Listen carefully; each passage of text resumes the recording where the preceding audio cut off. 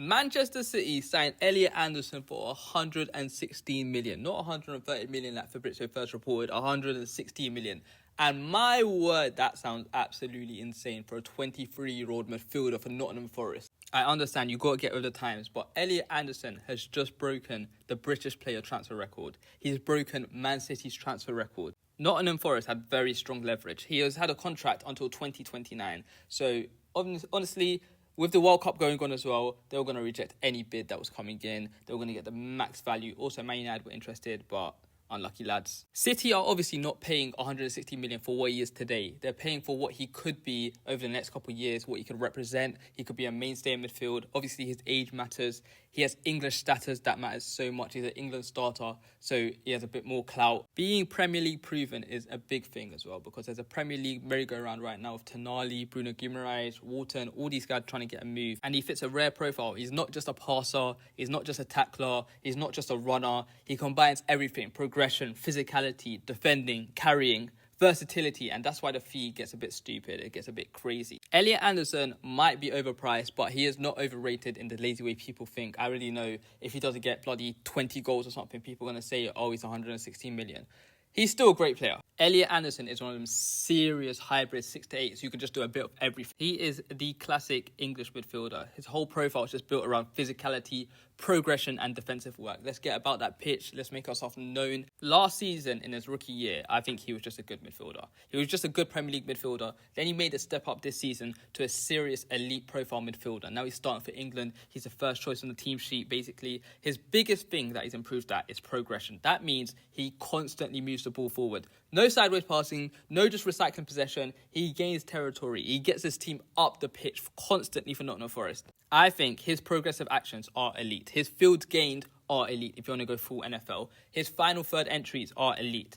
Honestly, share of team progression as well. Forest pretty much relied on him to move the whole team forward, because I know Sangario wasn't doing that. So for City, that matters because they need a midfielder who can break lines. They need a guy who's going to pass between the lines. They need a guy who's going to carry through the lines. He is also not just a destroyer. He's a guy who can actually play with the ball. He's not just a ball winner. His creation actually surprised me a little bit. He's got a great whip cross on him. That surprised me a lot. He is creating threat from midfield whilst doing the midfield work. Pass and carry value is so high. Open play expected assists, very high, solid. Big chances created are good. Deep progressions are strong. So he's not just a hard-working English midfielder. He's not the typical guy. He's not, okay, I'm going to get crazy corn for this, but he's not Declan Rice. Defensively is what City are going to love about him. He's not Tijani Reinders. He's not going to do his defensive work. His active defending is very good. His recoveries are elite. I love him for that. I love a player who's going to get about, use his physicality, get into ground duels, get into aerial duels. That is very rare for a midfielder who can also progress the ball. That is Steven Gerrard-esque. Obviously, he's not as good, but Steven Gerrard-esque. He gives you legs, he gives you duels, gives you second balls, pressing energy, physical coverage. You need physical players all around the pitch to compete with the best teams in the world. And with guys like Turkey in your team, if they're going to be starters, then you already have your technical players. What you need is midfield power with technical upside. Anderson gives you that, but there are obviously weaknesses. Let's talk about his weaknesses. He is not a goal-scoring midfielder yet. Honestly, I saw his goal against Man City away. What a goal from outside the box, but he does not score as many goals as you think he would with his shot on him. Receiving the ball. At England, you've seen in the first 2 games, he doesn't get on the ball so much from the centre-backs. He should be receiving the ball so much, and that is the one thing I would watch so many times, because City, they are basically the kings. Maybe it's just a Pep Guardiola thing, but receiving under pressure. If you play for a City midfield, you're going to have to receive under pressure. Bernardo Silva was the GOAT at that. You're going to have to receive the ball in tight spaces and be the guy who's going to play forward. And that will be obviously by far the biggest adaptation point, because he needs to learn, okay, I am the hub of the team. I am the main person in the team. Please, Gahey, give me the ball. I'm going to do something with the team. Dribbling is fine. It's not exactly special. He can carry the ball, but he's not bloody, let's say, Jamal Musiala. His passing is good, but it's not elite controller level. He is not Rodri. So the player is not perfect. He is definitely an all-action midfielder, a Premier League dual-winning progressor. He is a physical 6'8" who's going to get his team out the pitch. Hopefully, Rodri is going to sign a new contract and be fit for the whole season. Otherwise, I don't trust him to be the first person on the team sheet next to him with bloody Nico Gonzalez next to him. City are buying a rare mix. Physicality plus progression. Defending plus creativity. England level talent plus Premier League proof. He is a top talent. My one qualm is that it's superstar money. But his profile is not just found anywhere. Honestly, like Walton, for example, he's a great passer. Is he physically built? I don't know. Tonali, he's athletic. Is he good on the ball? I don't know. So City are buying one of the rare midfielders on the market who can do both. I think you see the real Elliot Anderson after 18 months in a dominant possession team, and you see what he can become in future. I don't think he hits the ground running straight away, but he gives City what they've been missing: legs, duels, ball carrying, intensity, and Premier League physicality. Premier League physicality is probably the most important part of it all. This feels like City admitting the old perfect control midfield needs more chaos resistance. You can't just run David Silva, Bernardo Silva, KDB forever. They will honestly control timing, technique. Anderson is more the modern day Premier League midfielder again. Powerful, press resistant, can run through contact, can defend transitions. Power.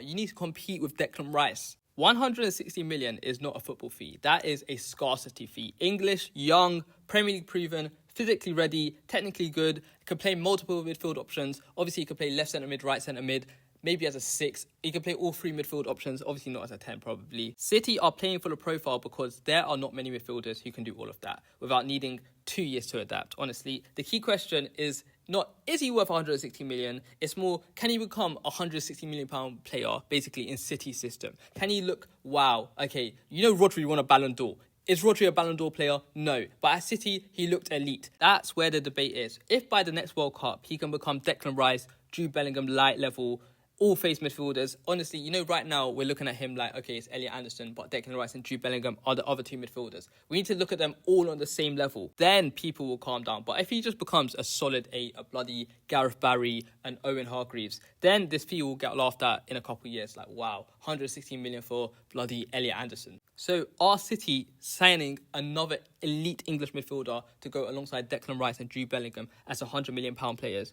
Or are they just going to accept that they've been overpriced, overpaid massively because the market is broken and it's going to return back to normal in the future? Well, we're just going to have to wait and see. If City are betting that Elliot Anderson is about to jump a whole nother tier, let's just see how smart they actually are. So for City, where is he going to play? He can play next to Rodri. He can play ahead of Rodri. He can probably play as the more physical midfielder in a double pivot. He gives City more legs around the ball. And that is so big because City have looked very, very, very vulnerable when games become transitional. And with the top players leaving, honestly, Bernardo Silva, your physicality was declining. So Elliot Anderson become the midfielder. You can go through scrappy midfield zones and turn it into City possession. That is so valuable because teams now press City with a little bit less fear than they once did before. The old City could suffocate teams technically. This version might need more duel winning, more recovery power. Anderson helps when the game gets messy. And the new Premier League meta is how that's basically going.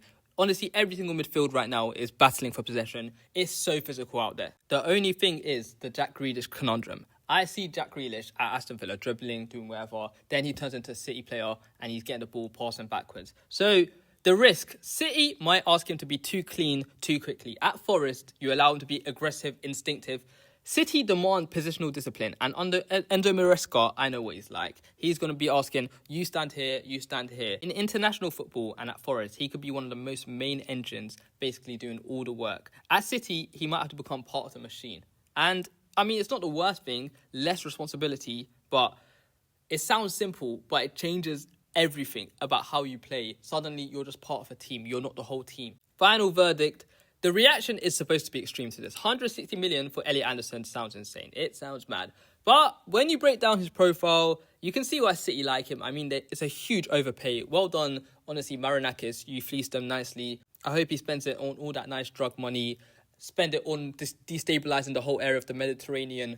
Marinakis, we know what you are. But football, Elliot Anderson, he's not a tidy midfielder. He has power, he has intensity, he's press resistant, he can carry the ball, he can win duels, he understands the Premier League, he's been at Newcastle, he's been at Forest, now he's at City, he's a Premier League type midfielder. City are probably looking at him as a long-term midfielder, not just their pillar, not just another rotation option, and then long-term future, how are we getting rid of Rodri? Not get rid of, but how are we phasing him out the team eventually? If he wants to go to Real Madrid, maybe that happens someday. But the big question is, can he scale up from Forest to City? I mean, he's doing it for England, I guess. We'll see in the bigger games, quarterfinals, semi-finals, England final. Who knows? Maybe we'll see you there. At City, every touch has structure behind it. I know City, they care so much about this nonsense, about every single player has to be technically good, all this nonsense, blah, blah, blah. Every positioning mistake gets exposed because City dominates so much territory. The pressure is different too. Honestly, at Forest, being a good player makes you a star. I remember people actually telling me that Ola Aina is actually one of the best right backs in the league. Let's be serious, he was a good player. He was never the best right back in the league. That belongs to Reece James, Trent Alexander-Arnold, Kyle Walker, all them guys. But alas, that's the unfair reality about being a superstar and the reality of having a big fee. Because for me, football-wise, it kind of makes sense. The price is where the argument is. If you become City's next elite all-phase midfielder, people will pretend they always saw it. Like Declan Rice, when he moved for 100 million, everyone's like, what, 100 million for Declan Rice? Now no one even talks about his price tag. But if he was just good, then this becomes a transfer people use as proof that the market is broken. Say, I don't know, Jack Grealish, he was just good. And then people were like, oh, wow, he's 100 million all the time. So my final take is, I understand the signing more than I understand the fee. Can't lie, you got fleeced, City, man. It happens to everyone. You got a lot of bargains, but you get fleeced sometimes. You have enough money, who cares? I said they have 118 charges. Has any of that actually happened? Is any of that actually going to do anything? What, a 5-point deduction and a £1 million fine? Yeah, crazy.